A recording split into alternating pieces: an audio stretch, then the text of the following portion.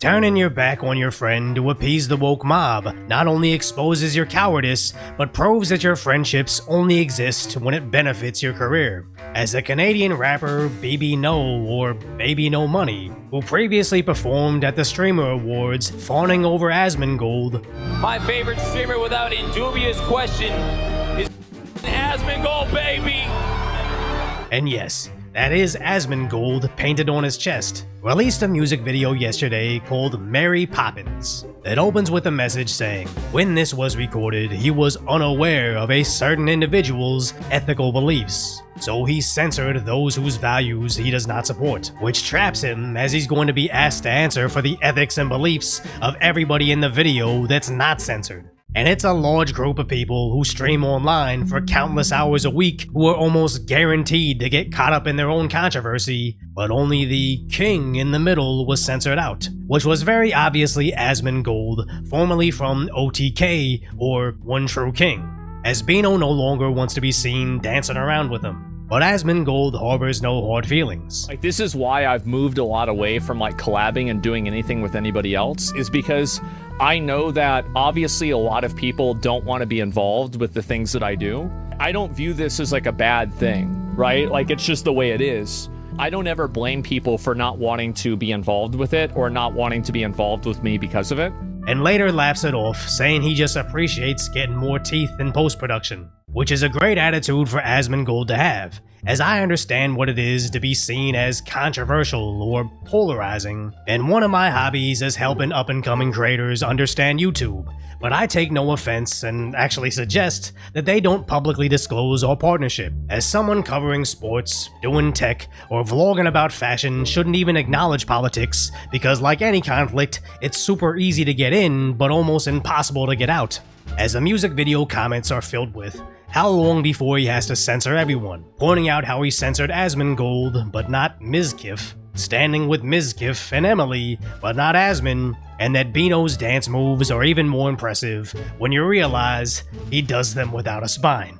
Now honestly, I don't know much about these other scandals, but it's just a preview on how the loudest corners of the internet are now going to pressure him into taking a side on every single one of them, further dividing his remaining audience. As it's just like when Jordan Peterson told H3H3, going after that same crowd will hold him to impossible to maintain standards, and once you make a mistake, they will devour you with glee. Which is exactly what happened, and it's not like the left has since become more reasonable or more understanding, as bbno could have been hanging out with Hassan, then seen dancing around with Asmongold, the same way that Joe Rogan could platform Bernie Sanders, or equally stupid Andrew Yang, and then be seen speaking with Donald Trump.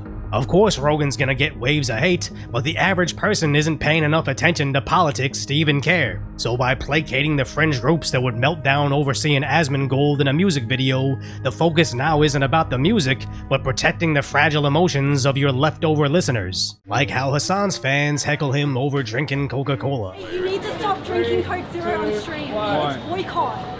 Wait, is it? You're preaching pro-Palestine and you're drinking all this boycott stuff. Please, Hassan. How long until bbno's fans demand he can't perform at festivals that have ever been sponsored by Coca-Cola? Or does his activism simply end at blurring out somebody's face that doesn't pay him to be on stage? As now look at bbno's posts on Twitter stating, spreading love and positivity, with the replies all going after him over his inconsistency, saying I liked your music, but the more you talk, the less I want to listen. Spreading love while defending the guys on Twitch that support very evil things, while the only place in favor of him was predictably Reddit, as they claim he's a good role model for other men, with what looks like fanfiction about him, but also how he's not a great musician, but a good guy, or even saying that his songs suck, but he says the right things, and then start asking him to stop working with other people that they don't like, as his other music video from a year ago featured Moist Critical. And with the emergence of streamers becoming celebrities, it's actually a smart move to use them in music videos to help generate interest in your songs, but then censoring them out at the slightest amount of controversy makes it feel less like a friendship and more like a sponsored brand deal, which is sad to think of all your friendships as transactional, I can only be your friend as long as it doesn't damage my income. So even if they believe the same things about war with Russia, the same things about masking in public, or BLM protests, and even as far back as Coney 2012, if we don't continue to completely mirror each other's feelings about the newest thing, I'm gonna paste a dinosaur over your face. Why doom scroll on social media all day when you have my concise, light-hearted commentary on the tragic status that is today's reality, so subscribe to Decoy Voice.